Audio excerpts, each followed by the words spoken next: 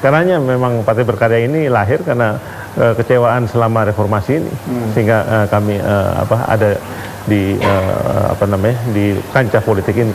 Tapi kalau melihat histori, Mas Tommy tentu lebih dekat dengan Pak Prabowo ya, secara histori ya, kemudian mantan Golkar, ya, iya kan, mantan kakak ipar juga, ya. Jadi itu tapi komunikasi terbangun, Pak.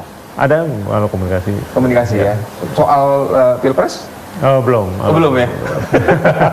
Jadi masih ada waktu. Tapi kok jarang ngobrol sama yang pihak sana dengan Pak Jokowi, yang dukung Pak Jokowi, Mas Tommy?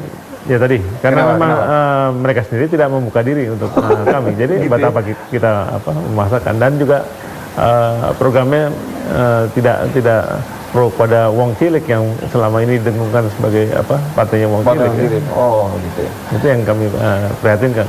Mas Tommy sudah sudah berpolitik sekarang, maksudnya berpolitik dari dulu, tapi sekarang menjadi ketua umum partai gitu. Tentu waktu sudah sangat sibuk sekali. Tadi Mas Tommy katakan ya, safari politik kemana-mana. Bisnisnya bagaimana Mas Tommy? Bisnis Mas Tommy kan bukan bisnis yang kecil, bisnisnya banyak orang yang bergantung di sana. Bagaimana kalau Mas Tommy sibuk di politik, Mas Tommy? Ya, alhamdulillah bisnis saya sudah jalan semuanya, sudah profesional, sehingga siapapun yang memimpin sudah berjalan dengan baik karena sistemnya sudah tertata dengan baik. Apalagi juga sudah ada yang go public, sehingga mereka bisa mengembangkan sesuai dengan target-target yang dicanangkan oleh rapat pemegang saham. Mas Tommy dulu sempat menggagas adanya Mopnas, mobil nasional ke Timur. Sekarang ke depan bagaimana, Mas? Apakah Mas Tommy masih berkeinginan atau masih mencanangkan atau memimpikan adanya mobil nasional? Sebenarnya mobil nasional itu memang harus kebijakan political will dulu dari pemerintah. Kalau memang political will-nya tidak ada, memang akan sulit. Ya kayak SMK lah yang bisa membesarkan Presiden Jokowi itu bisa akhirnya. Tapi tapi nggak jalan juga kan. Karena political will-nya memang tidak ada gitu. Tapi kalau memang political will-nya ada, saya kira Mopnas itu harus dimiliki oleh bangsa yang sebesar Indonesia ini. Bisnisnya Mas Tommy atau bisnisnya keluarga Cendana, tapi yang bikin cukup kaget beberapa tahun lalu itu soal tax amnesty waktu itu. Ya. Sangat sosok hadirnya Mas Tommy tiba-tiba mengikuti itu, tiba-tiba langsung bertambah tebusannya pemerintah menjadi 600 miliar. Kemudian itu 2%-nya loh Mas Tommy. Artinya kekayaan Mas Tommy mencapai 30 triliun, betul tuh Mas? Saya kira itu kan isunya aja. Ya. Yang benarnya lebih. Enggak lah. Isunya 30 aja. Mas Tommy, soal kalau bisnis, Mas Tommy juga sempat mobil Lamborghini. Bagi mobil sport.